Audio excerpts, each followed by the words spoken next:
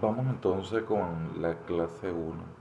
La clase uno lo que pretende o lo que pretendemos en esta oportunidad, muchachos, tenemos un portafolio de inversiones. Este tema que procura la cátedra es analizar todos las distintas alternativas que tenemos en el portafolio de inversiones. Cuando estructuramos un portafolio de inversiones, ¿qué tomar en cuenta?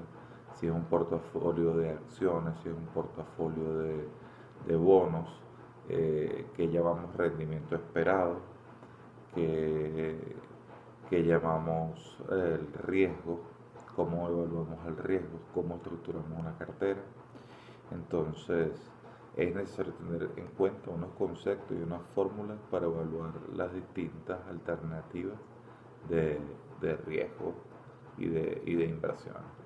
Así que cuando en la clase número uno, que se las pasé por todo lo que estamos comentando aquí, ya ustedes lo tienen en material escrito, al objeto de facilitar al alumno el entendimiento y la comprensión. Entonces, el rendimiento, ¿qué es el rendimiento? Bueno, es la ganancia que tengo sobre un capital invertido. Y es necesario, ustedes van a tener una fórmula de rendimiento y que está estructurado o que está definido con la palabra K. ¿Y K qué es? El rendimiento esperado. Cuando yo hago una inversión, hay un rendimiento que es lo que espera el inversionista. Y ese rendimiento lo definimos con la letra K, que es el rendimiento esperado. Y este rendimiento ya yo lo definí, es un 5%. Entonces yo invierto $10.000 en capital. Vamos a hablar siempre de dólares porque ya el dólar está en la economía actual. El dólar, primero, es una moneda de aceptación universal, y segundo, para los fines venezolanos, el dólar ya es una moneda de corrida universal. Entonces, ¿qué es el rendimiento? Bueno, es la tasa que espero yo obtener sobre un capital invertido. Y la definimos con una tasa de rendimiento. Entonces ya dimos una fórmula de KT es igual a P1 sobre PT1 más C sobre PT1. Es la lámina número 2. Ejemplo, un activo vale a principio de año $20.000. Al finalizar el año se espera que tenga un valor de mercado de 21.500 y que produzca 800. Su tasa de rendimiento es, entonces aplicamos la fórmula 21.500, le restamos 20.000, 21.500, que es el valor que yo voy a tener al final del periodo. Le restamos los 20.000 que invertí y los 800 es el valor que yo espero que produzca la inversión dada sobre los 20.000 invertidos. Eso me da que mi tasa de rendimiento en términos porcentuales es el 11,5%. Luego les doy un ejercicio para que ustedes lo hagan. Esto es bastante sencillo. Este,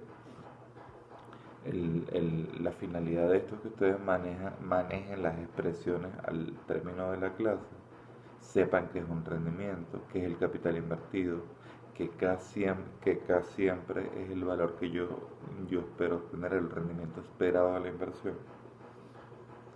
Y ahorita vamos a hablar para la clase que son bonos, que son acciones preferentes, que ya son términos que ustedes conocen durante estos semestres que se les ha dado en contabilidad, etcétera.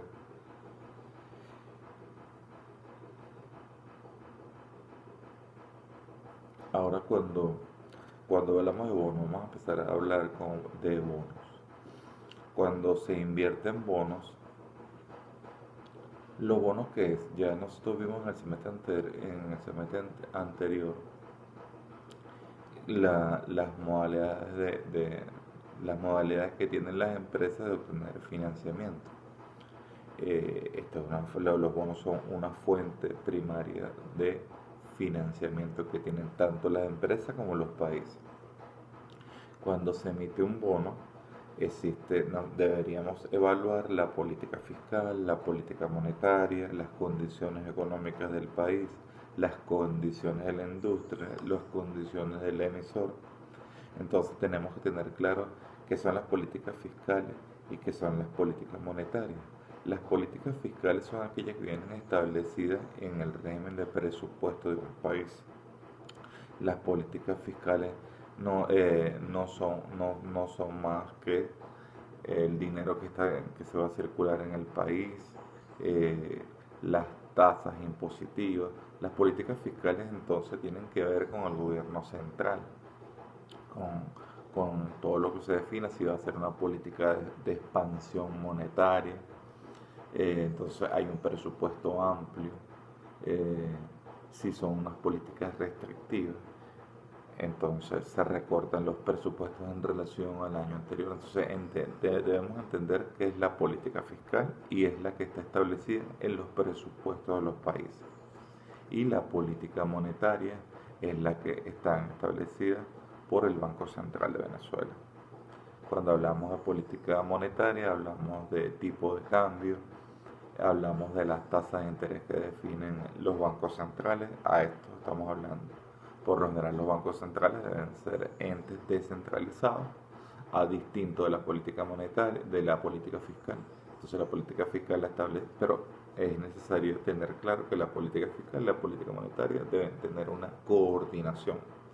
Pero no perdamos de vista que en los países, la idea de tener un banco central es que un banco central sea independiente al gobierno central, porque sea independiente, pero bailen en una misma canción, que la política fiscal tenga concatenación con la política monetaria, pero la política monetaria tengamos claro que la establecen los bancos centrales de Venezuela a través de la protección de la moneda, que lo hace con tasas de interés y que lo hace con un tipo de cambio. Luego vienen las condiciones económicas. Aquí analizamos la situación, las situaciones globales, lo que afecta a la economía de los países. Un tema como COVID, vimos como se definió como un cisne negro, nadie lo vio venir, pero sin embargo es un efecto que está alterando la economía durante un periodo mayor a un año.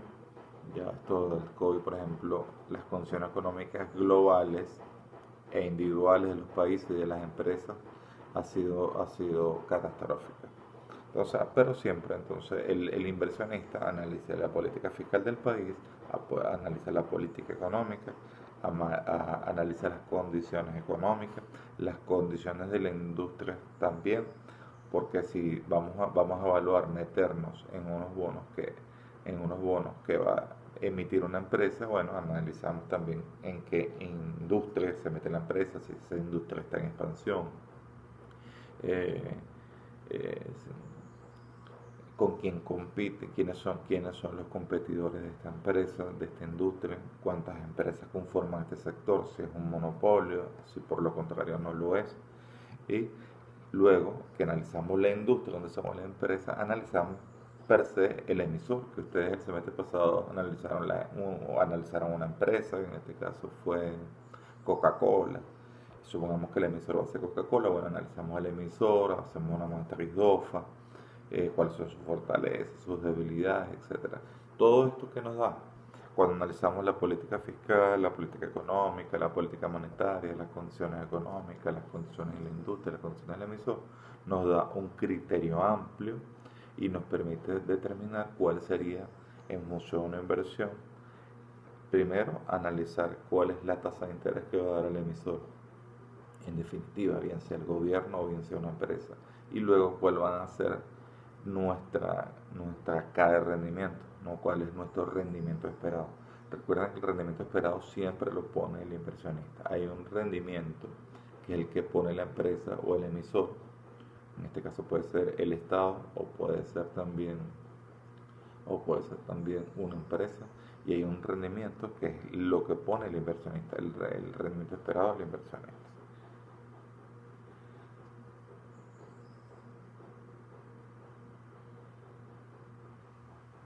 Por lo general, cuando se emiten unos bonos, la inversión que se hace es de mediano y largo plazo. ¿Y qué analizamos? ¿O cuál es el rendimiento esperado? Bueno, analizamos cuál va a ser en función de una inversión que hacemos al inicio, cuál va a ser el rendimiento, cuál va a ser el rendimiento que va a dar esa empresa, bien sea en su forma de pago. Por ejemplo, si invertimos $1000 a 10 años y el emisor nos paga anualmente un 10%, quiere decir $100, bueno, nos va a dar en el año 1, vamos a dar los $1000 y anualmente vamos a recibir $100, $100, $100, $100 hasta el año 10. Entonces, analizamos esa inversión en función a un periodo 1 hasta el año de la recepción del bono, el año 10 en este caso, y vemos cuál fue el rendimiento, lo comparamos con nuestro rendimiento esperado para ver si la inversión es mayor o menor. Yo les di un ejemplo, les puse que un bono de $1000 paga un cupón del 10% anual de intereses a un plazo de 10 años, lo que vengo hablando, usando una tasa de descuento de K, que es el 10%, ¿cuál sería el rendimiento del bono? Entonces ustedes aplican la fórmula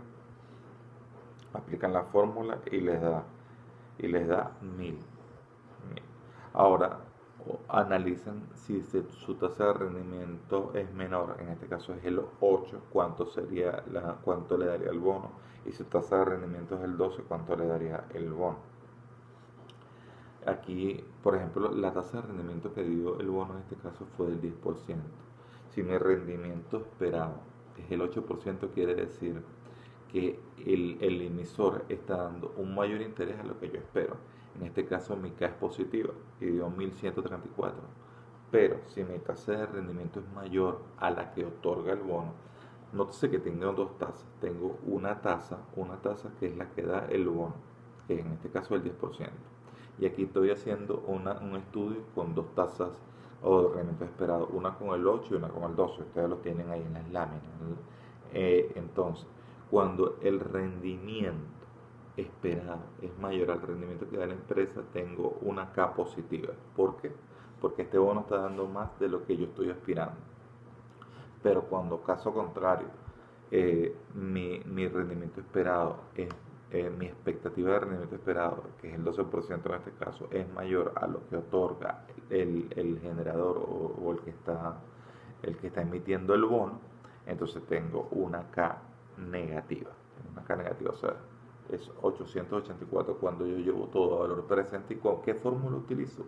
Utilizo una fórmula de valor presente porque todos los flujos que está dando, yo en el año 1 estoy recibiendo $100, lo estoy dividiendo entre 1,01 y así en el año 2 estoy recibiendo 100, en el año 3 y en el año 10 que recibo mis $100 más mis $1000 que di capital y lo divido sobre el rendimiento que di.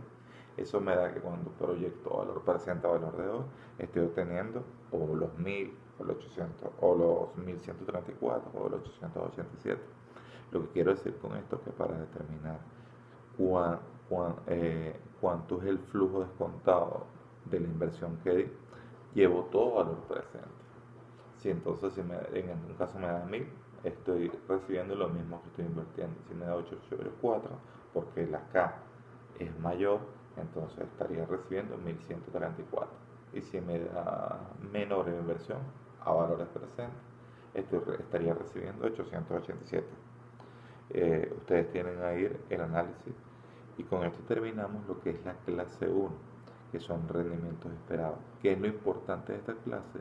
Saber tener claro qué es un rendimiento.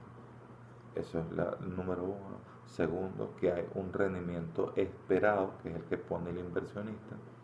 Y cuando estoy invirtiendo en bonos, las distintas alternativas de bono.